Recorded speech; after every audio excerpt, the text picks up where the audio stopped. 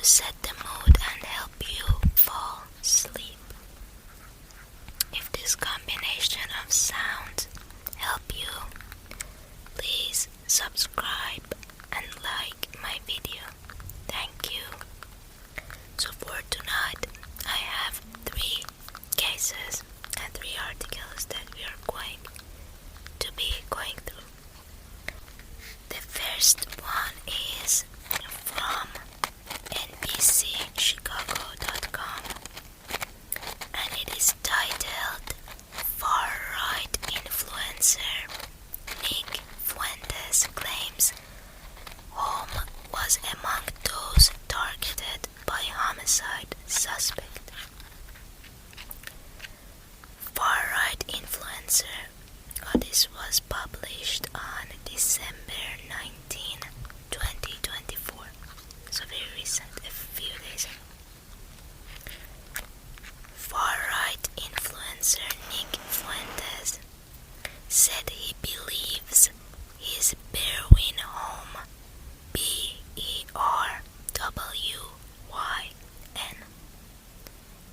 How do you pronounce that?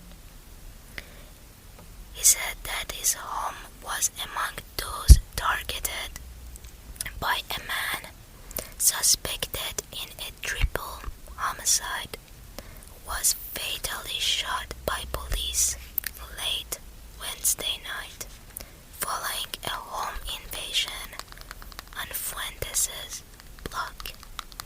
The situation first started around 9:40 p.m. in downstate Illinois, just over 2 hours south of Berwyn, where police said a triple homicide took place. Now let me briefly look at this.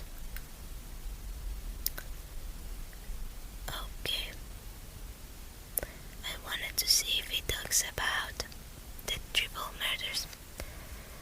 According to Illinois State Police, 3 people were killed in 1100 block of Riverside Drive in Mahomet, located just outside of Champaign.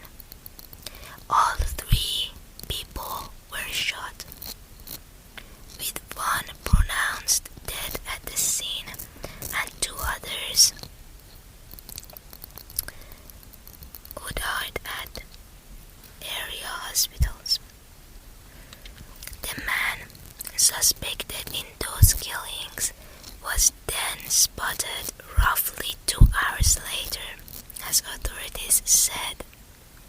Police responded to 1800 block of Home Avenue for reports of a man armed with a gun. Berwyn is located just over 144 miles from Mahomet. Upon arrival, police said the man fled on foot and successfully escaped the 2 responding police officers before forcing his way into a home on a nearby street, where he fatally shot 2 dogs. What in the world is wrong with this guy? Who is this guy? Officials said the man then fled into a yard, once again on Home Avenue. Police said the man, identified as 24-year-old John Lyons, Lyons, John Lyons. He got shot and killed by police after he fired several rounds towards responding officers. Now, Fuentes, who lives in the area of this incident, posted on X for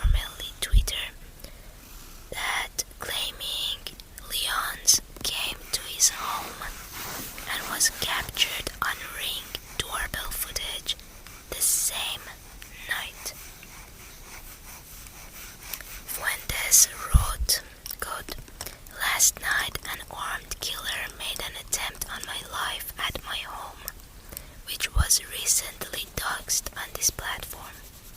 The gunman carried a pistol, crossbow, and incendiary devices.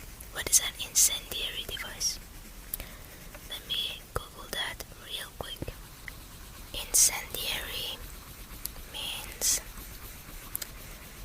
something, a device designed to cause fires. For example, incendiary bombs. So this guy, after killing 2 people, went to Nick Fuentes' house with a crossbow, gun and stuff. Interesting. Now let's continue what he wrote on X. I believe he intended to kill me. The gunman broke into a neighbor's home to evade police and killed 2 of their dogs. So that's what happened. He was running away from Nick Fuentes' house. And I don't know why he lost his mind completely and killed 2 dogs. Also, he later shared video showing a man wearing a helmet and carrying a gun and crossbow outside his home. He wrote, quote, "The killer parked his car in front of my house and approached my door with his pistol drawn and what appears to be a crossbow. I was live streaming at the time. He rings the doorbell, tries the doorknob and yells, 'Yo, Nick.'" End quote. Should we watch these clips together? Let's do it. Let's finish this first. Police have not confirmed if Fuentes was targeted in this incident, nor did they say if the man seen in the footage was the same man involved in the police shooting. Fuentes was not harmed in the incident.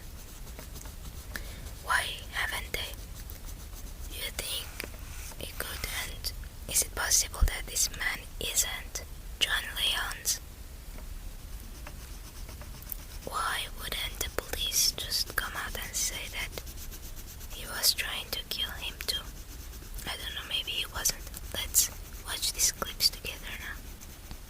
With no sound, of course, because this is an ASMR channel after all. Okay. The internet is really slow, but it is coming, believe me. Let's open this up now.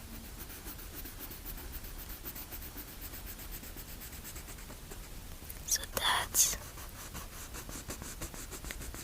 allegedly John Leon's at Nick Fuentes' door with a crossbow.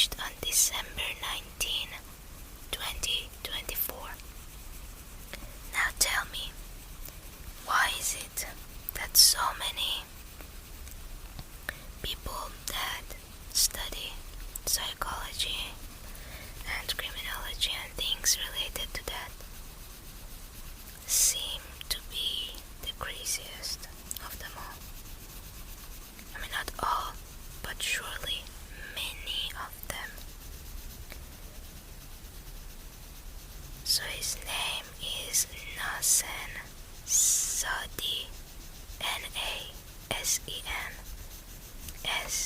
Saadi. The article goes, a criminology student who quizzed his lecturer on how best to get away with killing someone has been found guilty of stabbing physical trainer Amy Gray to death on a beach. Following a trial, Nasen Saadi, 20, from Croydon, South London, Croydon, Croydon. Definitely let me know how to pronounce all these words. It's in south of London. He was found guilty last Wednesday of the murder of Gray, 34, at Dearly Chine Beach. He was also found guilty of the attempted murder of Gray's friend Leanne Miles, who was with her at the time.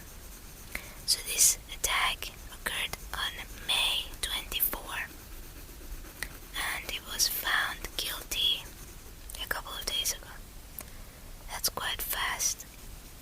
Bryan Kohberger is just sitting in jail living his life for 2 years now. I don't know if they have enough evidence. Why hasn't he got convicted yet? I don't know. Let's see what he got. This other psycho. Prosecutors posed that Saadi wanted to know what it would be like to take life. After he became fascinated with murder, asking his criminology lecturer unrelated questions about self-defense justification for killing and DNA analysis. I mean, why? If you're planning to do that, why would you make yourself look so suspicious? Again, these are crazy people, so no logic behind their decisions. Lecturer Dr.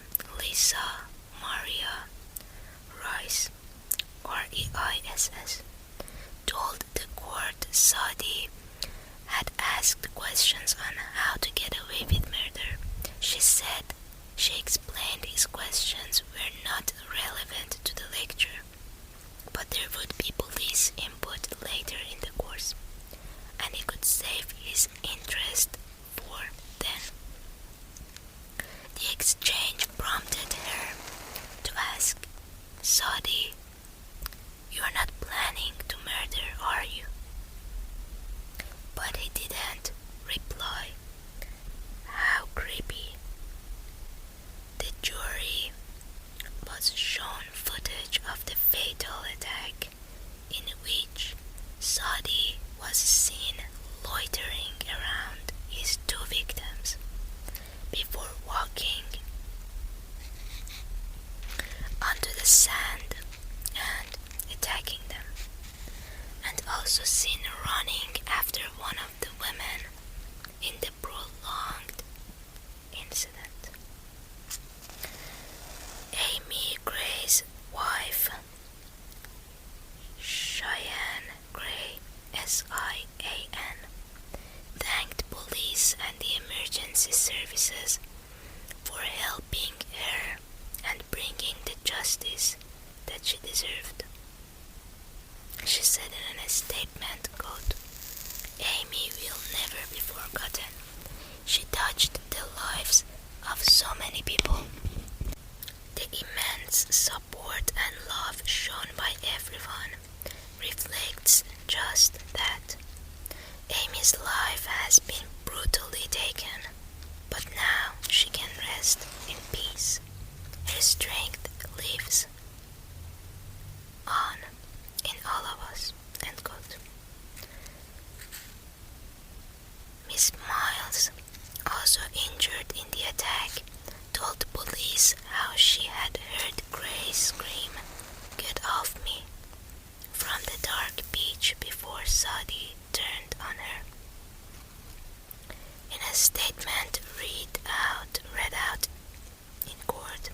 She said, quote, I didn't want to look at him. I couldn't look at him. And I told him, I said, please stop. I said, please stop. I've got children.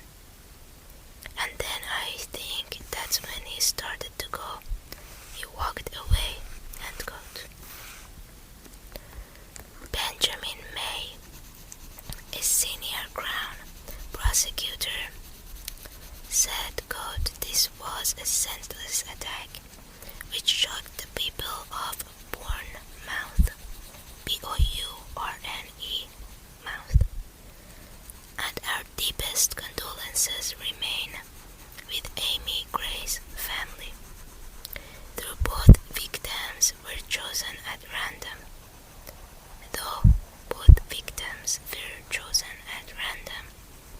Nassan Saadi's unfathomable desire to carry out a murder was backed up by extensive planning, which included going to great length to avoid getting caught. Home Office pathologist Dr. Basil Perdue told the court Gray died as a result of 10 knife wounds, including one to the heart, while Miss Miles, the one who survived, suffered 20 knife-related injuries. The court heard Saadi was fascinated with knives. Something just truly terrifying popped in my head, and that's that if Miss Miles was the first one, then Gray would have survived, because the knife, I think, got dull after stabbing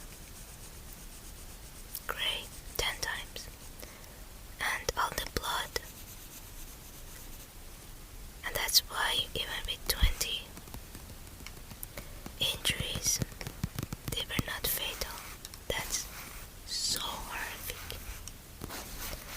The court heard Saadi was fascinated with knives and had bought 6 blades online, with several found at his aunt's house where he was living, as well as his parents' house. Saadi used the name Ninja Killer for his Snapchat account and also used the username NSKills on his computer. The student at Greenwich University, who was studying for a degree in criminology and criminal psychology after dropping out of physical education course, had carried out searches about previous highly publicized killings. Interesting. Do you think this guy is Bryan Kohberger copycat, sort of? Like, he heard about it so much. He's studying the same thing. He used the same thing to attack, and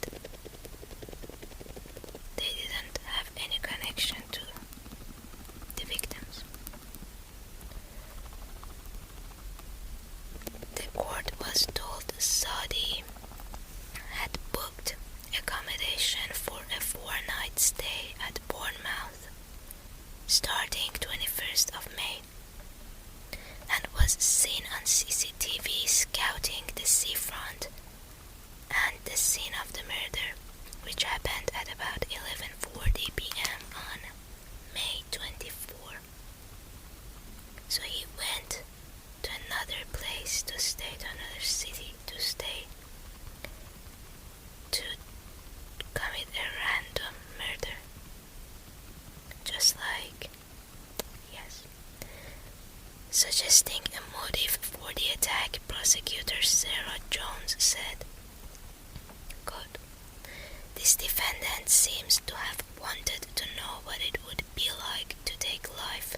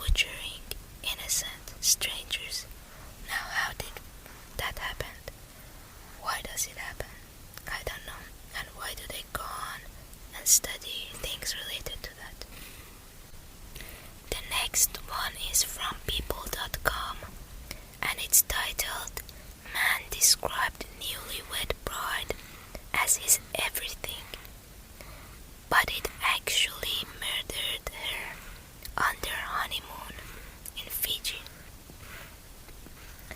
A judge in Fiji has found a Tennessee man guilty of murdering his wife while the couple was on their honeymoon in the country in 2022.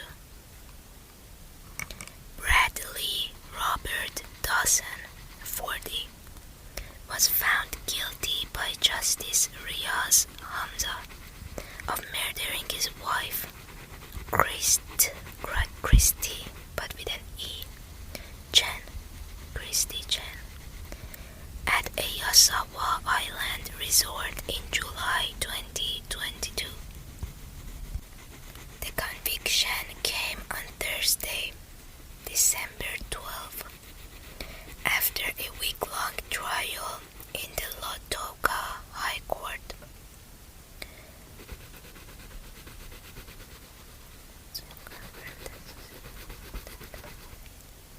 So wait a second. This couple are American, right? But this happened in Fiji.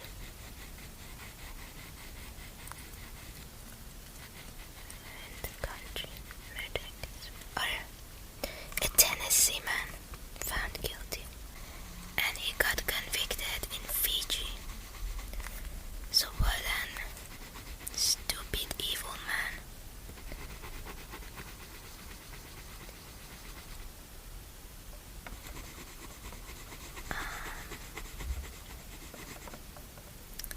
Dawson claimed in court that he had taken a kayak to a nearby island to give his wife time to cool down after they had gotten into an argument on the day she was murdered.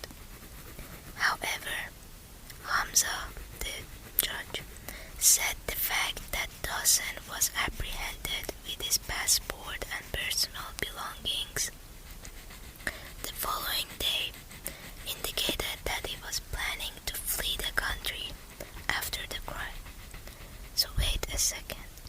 He thought just because he was on an island, he could just leave someone who he murdered behind and just get on a plane, go back to his country, and everything's like before. Quote, "For the aforesaid reasons, I am of the opinion that the defense's version cannot be believed, and the same version is rejected. Having analyzed all the evidence in its totality, I am of the opinion that the prosecution witnesses were all truthful, credible, and reliable and in their testimony. Having considered all the evidence in its totality, I am of opinion that the prosecution has proved the charge of murder against accused beyond reasonable doubt." These were all words of the judge. Dawson and Chen tied the knot on February 18, 2022, before traveling to Fiji for their honeymoon that July. A friend told the news that Chen, who was a pharmacist, and Dawson, a non-profit IT employee, had a whirlwind romance. The couple checked in at the luxury Turtle Island resort, which served as the location for the 1980 Brooke Shields film The Blue Lagoon. On July 9, 2 days after arriving at their housekeeper found Chen dead in the couple's hotel room with several injuries to the head, with several severe injuries to her head. Dawson was then apprehended on July 11 in the nearby village. Allegedly, he confessed to killing Chen before he retained a lawyer. When asked about an alleged confession, Dawson's lawyer, Iqbal Khan, told Fox News, "At the moment, it is complete denial. He did not murder his wife, and as it is, there's nothing implicating him. Get out of here." Every lawyer says the same thing, and they know 100% that the defendant did it. Dawson maintained his innocence in court and told the outlet that the couple never had any physical arguments in their relationship. He also said that at the time he was praying every day for Chen, who he also described as his everything. Turtle Island Resort told People in a statement, "We can confirm that an incident took place between a couple at the island on July 9th, which has resulted in a tragic outcome and charges being laid. We cooperated fully with the police, who conducted a thorough investigation and have now left the island." Dawson's sentencing is scheduled for January 27 per the Fiji Times. That is something. That is the end of this article. Dear Lord, and how is he saying that he didn't do it? You're telling me you are on an island. You two are the only people who know each other there. You're alone. So you leave your newlywed wife, and you're found with your passport, money and everything. And your wife also has been found dead with injuries to her head. There is no other reason that anybody else would have done